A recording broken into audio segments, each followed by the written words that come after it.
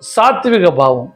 సాత్విక భావం అంటే సత్వజనితమైనది సాత్విక భావం. సత్వము అంటే మనస్సు, అంటే మనసు నుంచి పుట్టింది. మరి అన్నీ మనసు నుంచి పుట్టట్లేదా అని అనుకోవచ్చు మీరు. కాదు, అది ఏంటంటే అంటే రీచ్ చేస్తా ఒకసారి భయానకమైనటువంటి ఒక ఇన్సిడెంట్ మనం చూసాం అనుకోండి, ఒకేసారి మనకి అలా వెలవెలిపోతాం.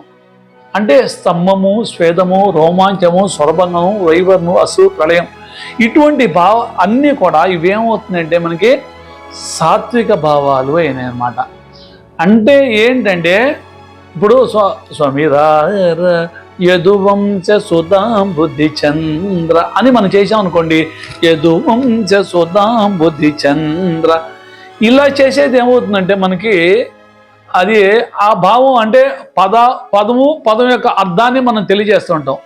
సాత్విక భావం అంటే అలా కాదు. సపోజ్ మనం వెళ్తూ ఉన్నప్పుడు ఒకసారి ఒక పాము వెళ్ళింది అనుకోండి, మనం ఒకేసారి ఇలా చూస్తాం, ఇప్పటిదాకా బాగానే ఉంది, ఇప్పుడు పాము ఏంటి అని చూస్తాం.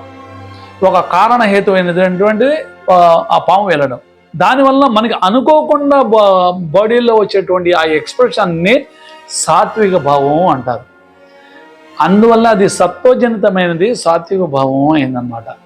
అంటే అనుకోకుండా మనకి చేసేటువంటి మనసు నుంచి అప్పటికప్పుడు ఒక ఇన్సిడెంట్ వలన, లేదు ఎవరో మీరు ఫస్ట్ క్లాస్లో బాసారంటే జిల్లాలో ఫస్ట్ వచ్చింది మీకు అన్నప్పటికీ వా అని ఒక్కసారి ఆగిపోతాం మనం, ఇది నిజమా కళ అని. కాసేపు ఇలా ఇచ్చి చూసినా నిజమే అనుకుంటాం. ఇలాగా వచ్చేటువంటి భావాలన్నీ కూడా సాత్విక భావాలు అవుతాయి.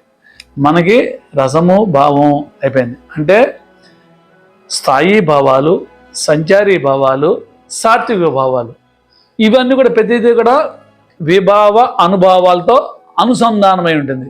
విభావం అంటే కారణహేతు అయినది, అనుభవం అంటే దాన్ని మనం ఎక్స్ప్రెస్ చేసేది, ఎలా చెయ్యాలి అనేది అనుభవం అన్నమాట.